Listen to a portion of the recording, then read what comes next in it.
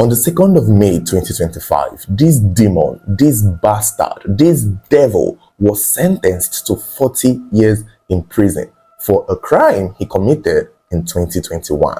You see, this story is one of the reasons why we tell people, before you go into a relationship with somebody, speak to their exes. Find out from the people they had dated in the past. Like, if you're a woman who just met a man who is showing interest in you, the best way to know about them is to listen to the people who once dated them. Don't listen to their mom, don't listen to their sisters, go straight to their exes. Drop your pride, drop your dignity, drop whatever superiority complex you have, and go and find out from the people they've dated in the past. This tragedy would not have happened if this woman had listened to what the other women had to say about this devil. All right, guys, what up? It's your boy. For everybody is 258, and we're here in the 254. The first kind of its gym is now officially up and running. Christian Kadima looks like every woman's dream. Fitted, educated, seemingly well-to-do. He was originally born in the Democratic Republic of Congo, but then moved to South Africa with his parents. He went to school there. Throughout his childhood, he pretty much grew up in South Africa, and at the point, because he grew up in South Africa, he became a South African citizen by 2015 and even began working in South Africa. Not much is known about his personal life until June of 2017, when a woman made a cryptic post about him on Facebook. This would be the first time that the devil that is Christian Kadima would be revealed to the world. So Christian had gone to a house party. Some sources said he was the one who hosted the house party, and since he was a gym guy, he worked in finance and tech. He's also a party person. He loves the nightlife scene. He is a party genius. So on this day in 2017, he may have attended or hosted a house party where many young people in Johannesburg came around. This was the big city, this was the nightlife. And in that house party, he met a young lady called Miranda, clearly flirting with this lady, and somewhere along the line, he requested money from this woman. He requested money from Miranda that he needed to pay one of his friends' transport to go home earlier. The party had just maybe started. Usually it closes later on in the early hours of the morning. So, but this said Christian's friend wanted to leave earlier and the friend did not have transport. So Christian went to meet Miranda, somebody he had maybe just met at that party, or maybe they've been familiar before. Requested money from Miranda, was like, wait, what's up? Let me just borrow some money from you to give to my friend. He wants to go home. And Miranda was like, okay, no problem, but I will need it by the morning, by the end of the party, because I too want to go home. And Christian was like, oh, that would be no problem. By then I would have gotten it. And so Miranda gives Christian the money for the transport fare for Christian's friend. And so that was done. When the party ended, Miranda went to meet Christian. I was like, yeah, can I get my transport back? I want to go home. And Christian was unable to pay back. Christian refused to pay back. In fact, this led to an argument that escalated into Christian beating the living daylight out of this woman. For her own money again, Christian was said to have beaten this woman to stupor, to the point he even locked the door and refused her to leave. He sort of felt insulted that she asked for the money back. I don't know what the argument was about. I don't know how it got to that extent. I don't know what led to the moment that this man thought it was okay to beat up this young lady for her own money again. This was clearly insane. This is clearly confusing. A woman you met at your own party or at a house party, you borrowed money, promised to give her back by the end of the day or by the end of the party, and now it's time to give her back and you're giving her back in bruises and punches and dislocation. The beating that Miranda received from Christian that day is one only a criminal can get in prison. You would think that Miranda tried to steal something from Christian. Pictures of the bruises that this woman sustained was unbelievable. I don't even know if I can show it on YouTube, but it's really disturbing. You will check our Telegram page, our new Telegram page, by the way, would upload some of the images relating to this incident. So Miranda was beaten to the point it was said she passed out. And by the time she gained consciousness, it was said that everybody had left the party. She was the only one there. And Kristen had locked the door. Eventually, Kristen let her out. And she struggled for her life. Neighbors were the ones who helped call the police. And when the police came that night of this said party, they went to meet Kristen. And Kristen played it out to be that he was sorry, that she was drunk, and he was also drunk. And the police understood Kristen instantly. They made fun at Miranda. They even laughed at her, according to Miranda. They were like, you were both high, you were both intoxicated, you're a young girl, why are you going to a party? What do you expect? And she did not get the reaction she thought she would get. She was hoping the police would sweep this man up, lock him up, but they just fell for the story that Kristen had cooked up. And she was only taken to the hospital in an ambulance, by the way. Imagine coming to a house party and living in an ambulance with broken head, swollen eyes, and swollen lips.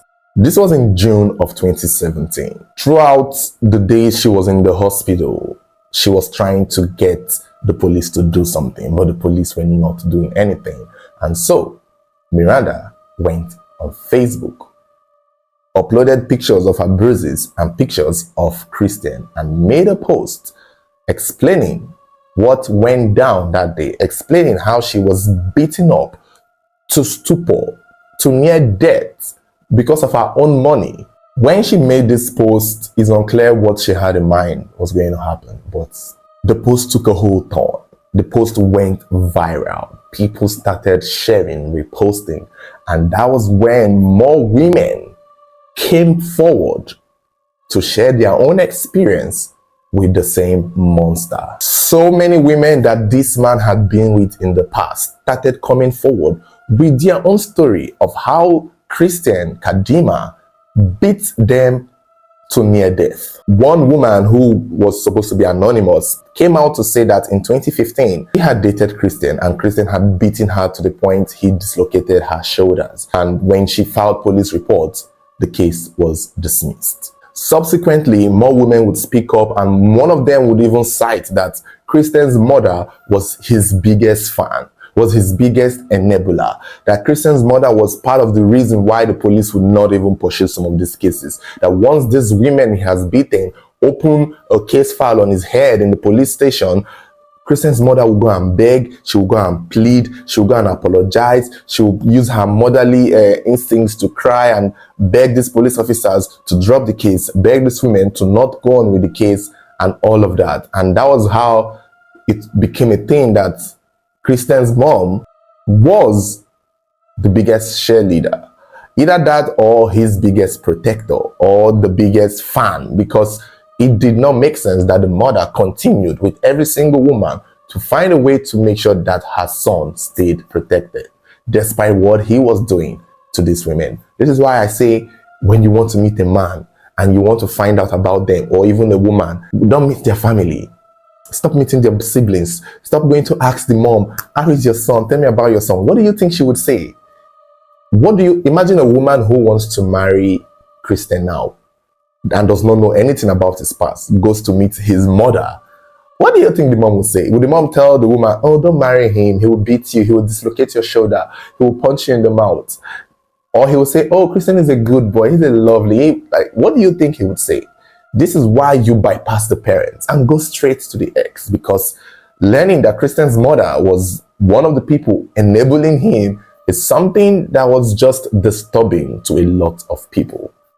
Miranda's post went viral to the point that when the police started seeing the stories of multiple women speaking against how they were physically assaulted by this 6-foot-tall monster, they decided to finally launch a manhunt. They decided to finally arrest him. They decided that, okay, enough women have spoken up, now let's bring him in. But too bad for them, Kristen has already made plans to run away. Kristen had already started doing all the necessary steps to Jaqua from South Africa. And in July of 2017, Christian relocated to Nairobi, Kenya, running away from all his problems, from all his sins, from all his crimes against women in South Africa. He ran away to Kenya to start a new life. The only problem is he did not leave the devil in South Africa. He brought it to Kenya. And this is where the story begins. And only Nikki, strongest woman in 254. Okay, all right. Then we've got the biggest man in the house with the quads. We call him the Moses, the menace. What's good? And then we've got, of course, the thickness of the group. We've got Marie. Say hi. Hi. When Christian moved to Kenya, he got a remote job at Oracle, and life just basically went smooth for him. Soon afterwards, he joins a dating site and met a young lady named Kate. Kate was a makeup artist, a freelance makeup artist. And in December of 2017, he and Kate met in person. They went on a date. They started getting along. Clearly, this was a relationship that was brewing. And Kate wanted to know about where he came from. And eventually, Christian tells Kate that he had to leave South Africa because of something that happened. And Kate was interested as to, oh my God, what happened? What happened in South Africa? Why did you leave South Africa? And Christian was like, I had to leave because a woman who I was dating wanted to harm herself. She wanted to do something to herself. She wanted to, self-injure. And she started accusing me of abusing her. He made it sound to Kate that a woman in South Africa who was obsessed with him accused him falsely of domestic violence. And that was the story he told to Kate. He just said, hey, see, this woman was so obsessed with me and she became so crazy and she started accusing me of domestic violence. And, she's a woman, so people believed her. I had to leave. My lawyer told me to leave. And that was why I came here to Kenya, to move on and find true love. And I think I found it in you, Kate. And Kate fell for this bullshit. She fell for the story, and soon afterward, Christian moved into our house, moved into our own apartment, and they started living together because at this point, they are now dating. And it will not take long before Kate would actually realize the truth for herself. Just within a span of a few months of them dating and of him moving into our house, he started showing himself. The Satan in him started showing up little by little. And Kate started saying that he was very physically abusive. Any little thing, he is going to hit you. He was also emotionally abusive. Kate started realizing that this man was a chronic cheat. He was talking with other women while they were dating. She would go through his phone and laptop and see that, yeah, this man is spreading his dingling all around Nairobi. Like, he had brought it from South Africa to spread it all around Kenya because he is basically sleeping with multiple women at the same time that they were dating. There was even a time when they went to a party and she was just there chilling. He was talking to other girls. When a young guy approached Kate, he got so angry, got so jealous, poured her drink, and even threw the glass at her. He literally burst a glass at Kate because she was talking to another guy casually. And that gave her an injury that she had to go to the hospital to treat. This man is a crazy devil. This man is insanely demonic because what the hell? And while all this was going on, Kate is thinking to end the relationship. All the while, this man has pretty much sucked her dry, was able to start building his own company, what he called Forever Bodies. He wants to own his own gym. He wants to start a gym business, and that has been his lifelong dream. But before he would end the relationship with Kate, he made sure he beat her one more time to the point he broke her fingers, her thumb, fractured her fingers. I think they dated for about a year, all to the end of 2019. And that was it. That was his relationship with Kate. That was the end of. Kate couldn't take it anymore. This was insane. But things were looking good for Christian. His new gym was flourishing. His new business was moving. And in 2019, in November of 2019, he met a very beautiful, well-to-do, intelligent, successful single mother of two who is also a well-known lawyer in Nairobi, a young lady named Elizabeth Koki. Koki was a successful lawyer and a human resource professional. She had her own firm, her own law firm. This was a big woman who had previously been married a few years before and had 2 kids in her previous marriage, but ended her marriage in a divorce and then moved into her own place and started doing her own thing herself. This woman was the peaceful, ideal single mother. Like, she had it going on for herself. And when she met Christian at a club, they vibed. Again, Christian, in as much as he's a devil, he's a charming young man with a good body, good height, good looking. So you don't know that this is a demon in sheep's clothing with a little bit of muscles.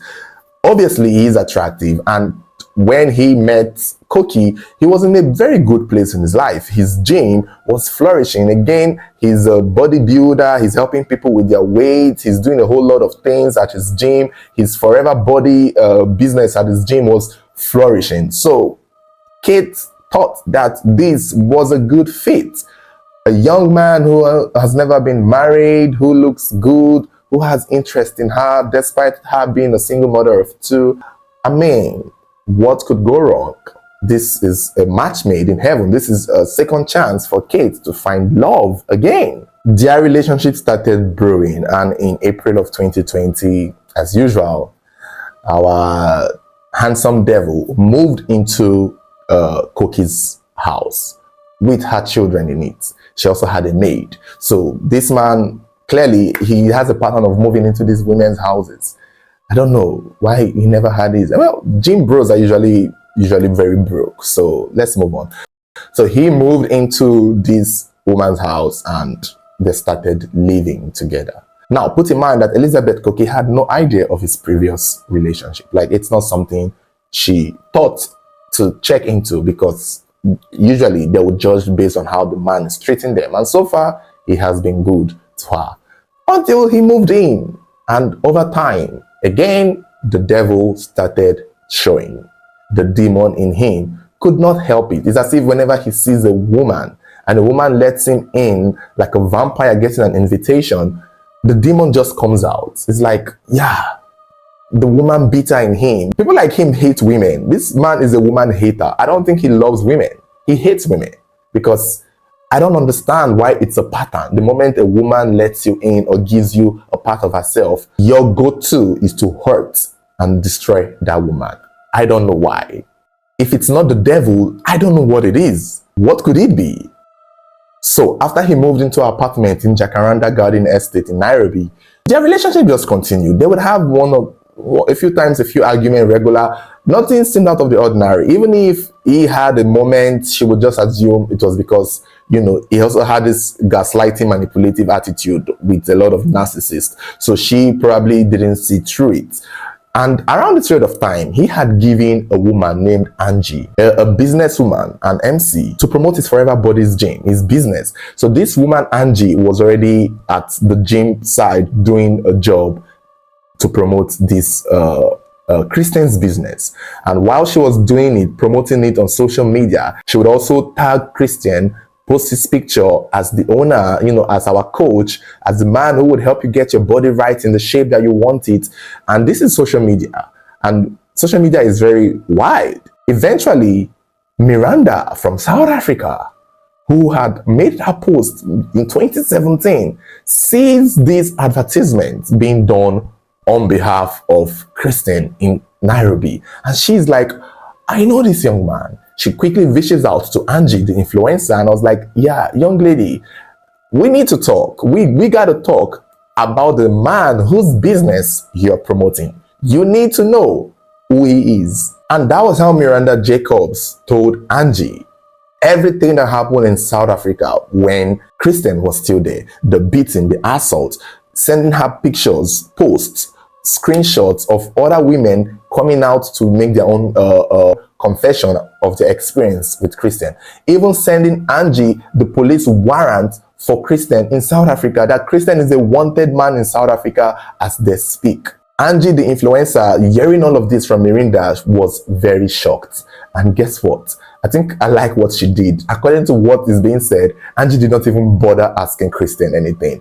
Angie did not even care. She just blocked Christian, stopped advertising, deleted all the posts she made for him, and just vanished. Pyum. She was like, toodles, and she just vanished. She did not need to call Chris, and I was like, what's up? This is what this woman is saying about you. Is it true? She didn't do that. The moment she heard it, saw pictures, and saw all the evidence she needed, she vanished. She was like, yeah, I'm gone. Bye. I don't need, like, I'm just done. And that was how Angie left. And finally, words got to Elizabeth Koki. Because people were talking, Angie, his biggest businesswoman influencer, vanished, and people wanted to know why. And eventually, the story of Miranda in South Africa became a thing around the peer group in Nairobi there. And Elizabeth Koki got to hear of it, that, hey, this is what your boyfriend did in South Africa, and this is why Angie, the person he hired to influence for him, ran away and vanished. And Elizabeth quickly confronted Christian. I was like, Christian, what's up? This is what is happening. This is what is going on. This is what people are saying you did.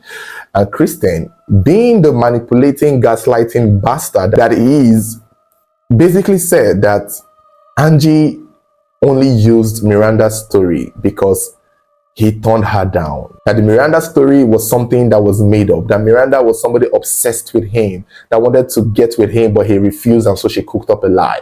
And because she also turned down Angie, because Angie was making a pass at him, and he said, no, I don't want to be with you, Angie. I have a lovely girlfriend named Elizabeth Koki. I love my girlfriend Elizabeth. And when I told her that, my love, she got angry and decided to run with the lies being spread against me.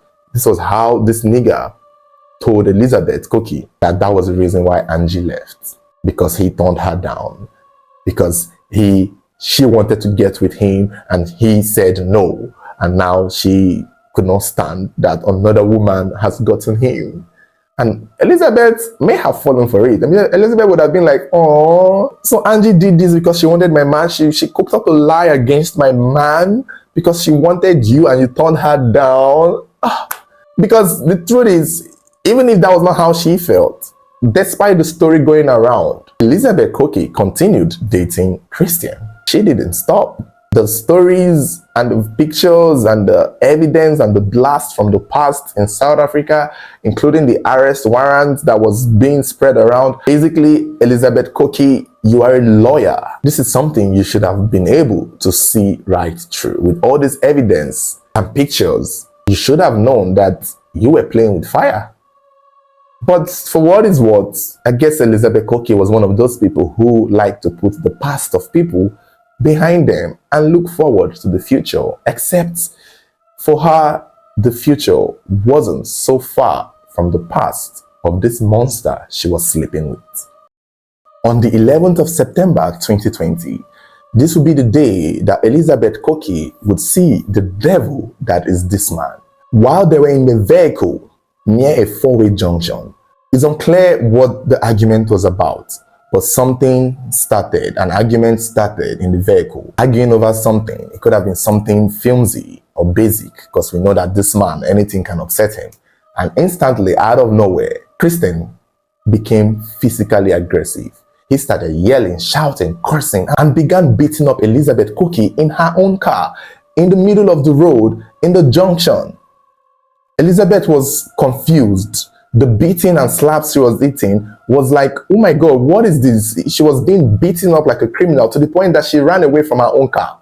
She come down from her own vehicle and ran away like a mad woman. This man even broke her phone. The fight was so severe that this lady had to run away, went to meet some friends on her feet, told them what had happened. They rushed her to the hospital. They helped her, even made a police report in Kayambu police station. After making the report, she had to go back to the hospital to finish her treatment, document the injuries and the bruises. And it was in the hospital that Elizabeth Koki started realizing that, wait a damn minute. That means the stories are true. And she instantly went online to look for Angie, the gym instructor, the gym promoter. Chatted her up on Instagram and was like, baby girl, what's up? We need to talk.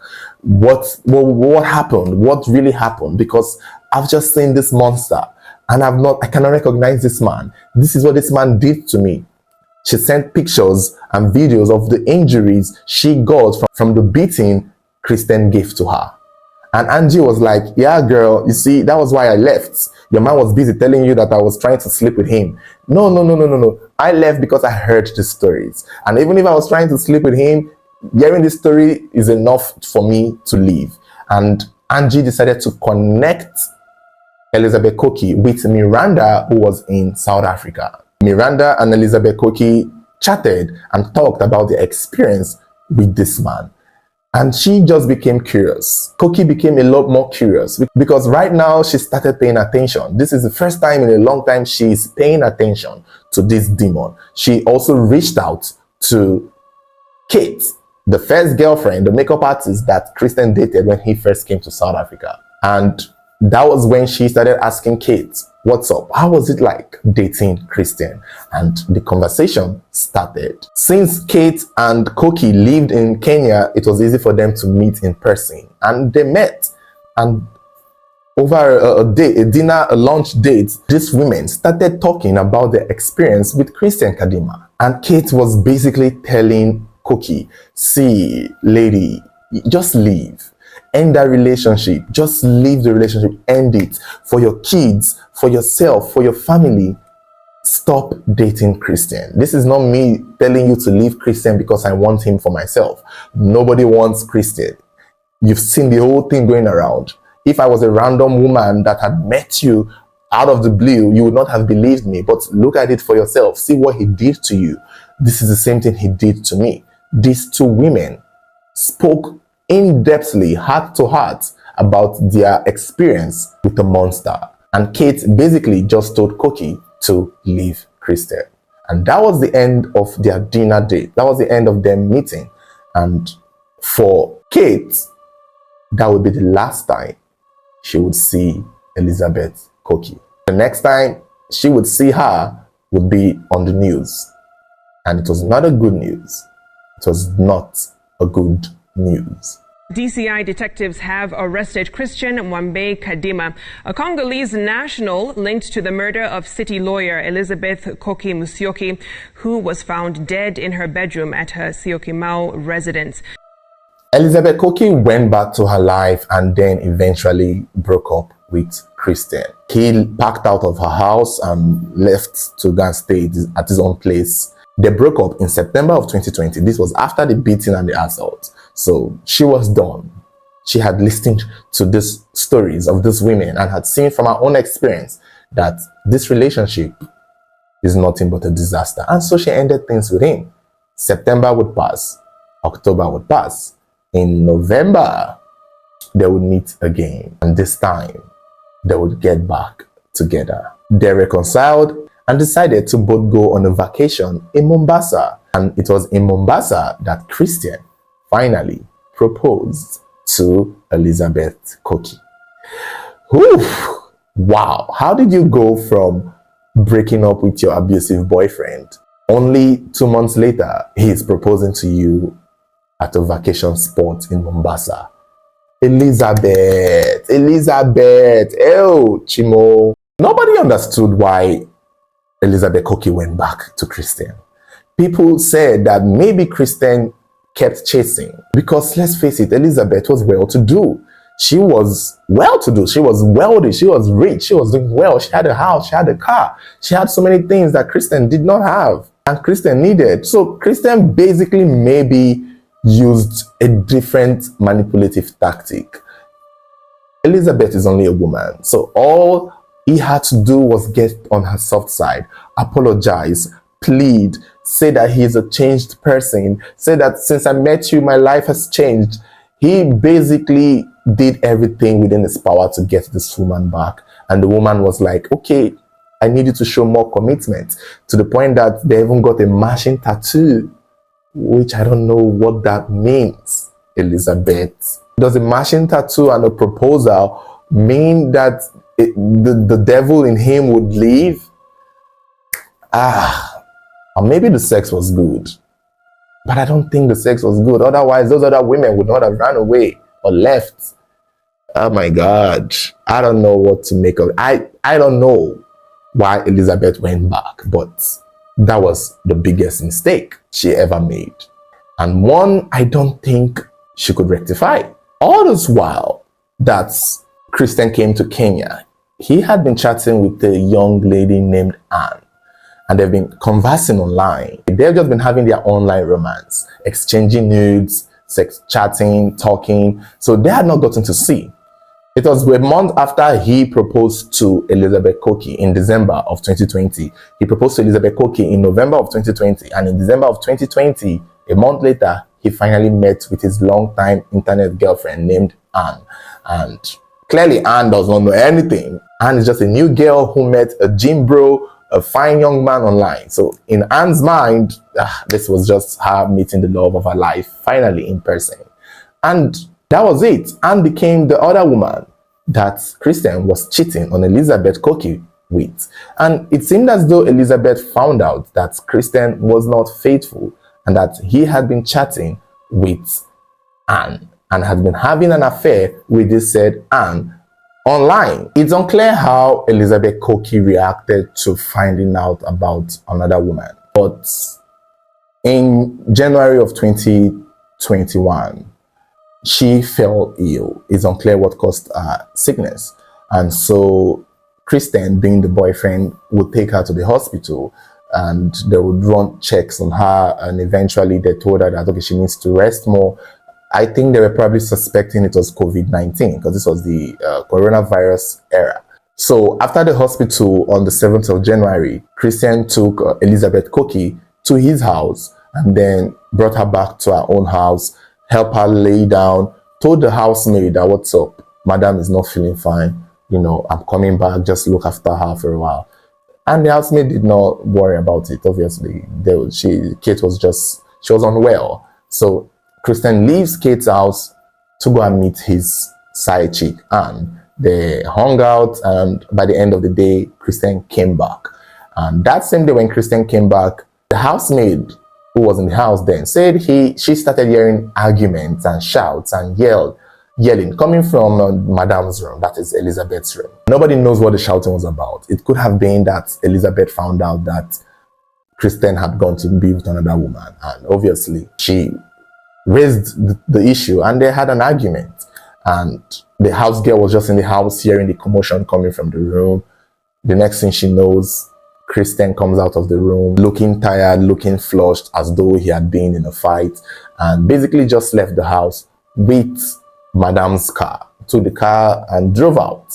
The housemaid, according to her, did not think much of it because living with Elizabeth Koki and Christian, they fought a lot, they argued a lot. So she thought this was just one of those days. It was the next morning when one of Elizabeth's sons wanted to go to school, and the child wanted to tell mommy bye-bye. When they went to the room, he was trying to wake Elizabeth up, but Elizabeth was not responsive. And so the housemaid was like, told the child, what's up? Let's just go to school. Don't worry. Maybe your mom is still sleeping. And the house girl took the child to school and then came back, tried to call Christian that, what's up? Madam, she never wake up. Oh, something looks odd. And Christian, did not respond. Christian did not show up. Christian did not even pay attention to it.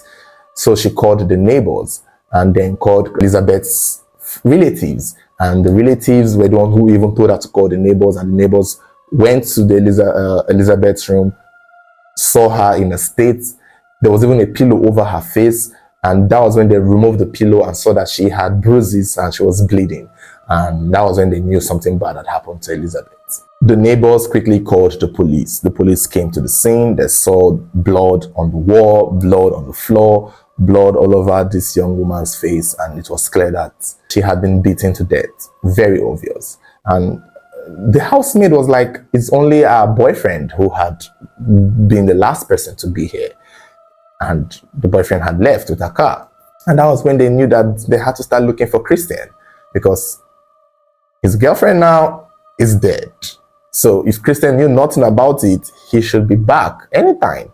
Except Christian did not come back. Not that day, not the next day, and wasn't taking his call. It wasn't even reachable. It will later be discovered that Christian, that same night, was borrowing money from his friends, was processing his documents to travel to Uganda, was looking for a hotel somewhere in the outskirts of town. He was reaching out to all his friends. Some of his friends were asking him about Elizabeth, and he would tell them that, oh, Elizabeth is not feeling fine. She's with the siblings. She's with her family.